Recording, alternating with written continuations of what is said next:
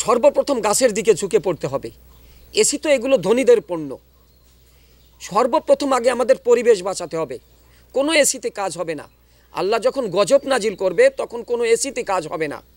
আগে পরিবেশ ঠিক করেন, আগে গাছ লাগান, প্রত্যেক জায়গায় জায়গায় গাছ লাগান। আর যে সমস্ত বড় বড় গাছ আছে বিনা প্রয়োজনে, আমি বলবো ওই গাছগুলোকে কেউ কাটবেন না।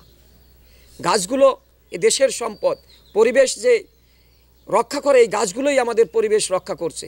আপনারা সেই গাছগুলো কেটে কেটে ধ্বংস করবেন না, এটা আমার অনুরোধ। আপনি আমাদের এই তীব্র তাপদাহে আর কষ্ট দিবেন না। দেখেন, জনজীবন এখন বিপন্নয়।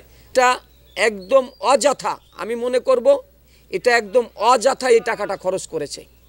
আমার দৃষ্টিকোণ থেকে আমি এটাই ভাববো, এটাই বলবো। কারণ এই আল্পনায়কে যেখানে এত কোটি কোটি টাকা নষ্ট করেছে, এই টাকাটা যদি দেখেন আমাদের দেশে তাকিয়ে দেখেন। আমি কিছুক্ষণ আগে একটা কবিতা দিয়েছি, গরুর গোস্ত আর ইলিশ মাছের কথা তুলে ধরেছি। এই দেশে এমন এমন পরিবার আছে বছরে একদিন গরুর গোস্ত তারা খেতে পারে না, আর ইলিশ মাছ তো ওটা অনেক দূরের কথা। তো ওই সমস্ত পরিবার, ওই সমস্ত হত দরিদ্র মানুষের কাছে যদি একটু আমরা এই টাকাটা দিয়ে তাদের কাছে যদি একটু বলতাম, কিংবা এই টাকাটা দিয়ে যদি দেশ রক্ষার জন্য আমরা কিছু গাছ ওখানে রোপণ করতাম, তাহলে এই দেশের জন্য অনেক উপকার আসতো। আর ওইটা কি হচ্ছে, ওইটা কয়েকদিন পর মানুষের পাড়ায় পাড়ায় গাড়ির চাকায় চাকায় ওটা একদিন শেষ হয়ে যাবে। এই বিশ্ব রেকর্ড করার মধ্যে কি এমন ফায়দা হলো? এটা তো একটা অপচয় হয়ে গেছে। এর জন্য আল্লাহর কাছে জবাবদিহি করতে হবে, আমি আমার জায়গা থেকে মনে করি। বাঁচার উপায় একটাই, সর্বপ্রথম আমাদের পরিবেশের দিকে লক্ষ্য রাখতে হবে।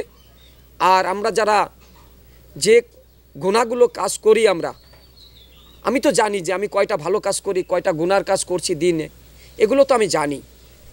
তো ওই গুনার থেকে ফিরে আসা, আল্লাহর কাছে তওবা করা, আমাদের যে নিজ গুনাহগুলো আছে এগুলোকে স্মরণ করে আল্লাহর কাছে তওবা করা, আর নিজেকে একেবারে লুটিয়ে দেওয়া যে আমি মনে পৃথিবীতে সবচেয়ে গুনাহগার, হয়তো আমার কারণেই এই রৌদ্র, এই তাপদাহ আমার কারণেই হচ্ছে।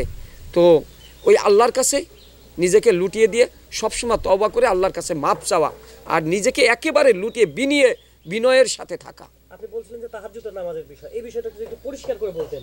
তাহাজ্জুদের নামাজ আসলে কি, আল্লাহর নৈকট্য লাভের যে যত বড় আমল করুক, 5 ওয়াক্ত নামাজ কিন্তু এটা আমাদের জন্য ফরজে আইন, এটা আমাদেরকে পড়তে হবে। আর আল্লাহর নৈকট্য পেতে হলে, আল্লাহর নিকটবর্তী হতে হলে সবচেয়ে উত্তম ইবাদত হলো রাতের একটা অংশে তাহাজ্জুদের নামাজ পড়া।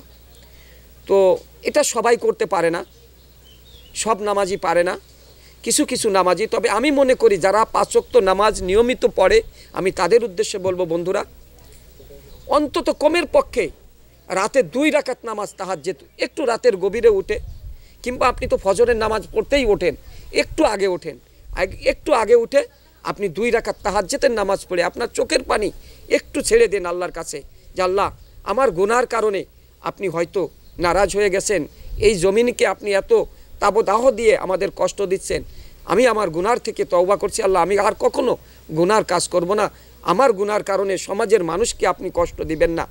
এভাবে যদি আমরা একটু আল্লাহর কাছে ফরিয়াদ করতে পারি, আমার বিশ্বাস আমাদের ফরিয়াদকে আল্লাহ ফিরিয়ে দিবেন না।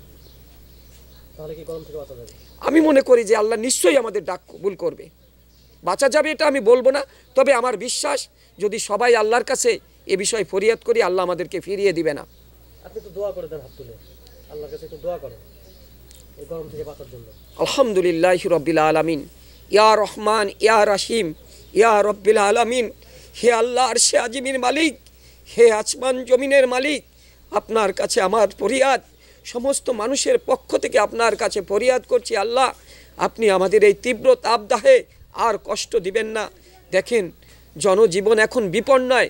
রাস্তাঘাটে দেখা যায় আল্লাহ, কুকুরগুলো তারা কাদাতে নেমে পানি খোঁজ করে করে সেখানে নেমে কিভাবে তাদের জীবনকে বাঁচানোর জন্য তারা পানির শরণাপন্ন হচ্ছে। মানুষগুলো কত কষ্ট করছে আল্লাহ, আপনি আমাদেরকে এভাবে আর কষ্ট দিয়েন না।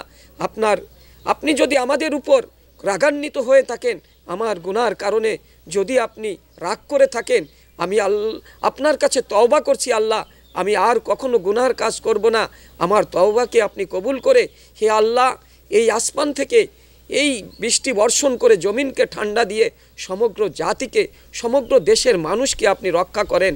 হে আল্লাহ, আপনি আমাদের দোয়াকে ফিরিয়ে দিয়েন না, আমাদের সমস্ত মানুষকে আপনি আপনার দিনের জন্য কবুল করে আপনি আমাদেরকে হেদায়েতের ফয়সালা করে দেন।